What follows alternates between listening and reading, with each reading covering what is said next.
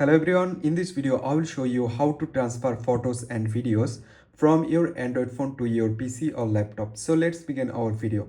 First of all, you just need to connect a data cable with your Android phone as well as your laptop. So here you can see I just connect on side with my Android phone, and another side that's I connect with my laptop.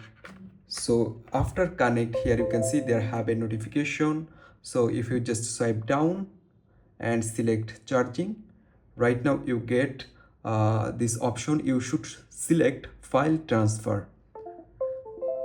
So right now you just need to move on your laptop and select this PC, and you can see this is your Android phone name. Select it. Right now you get full access of your Android phone memory.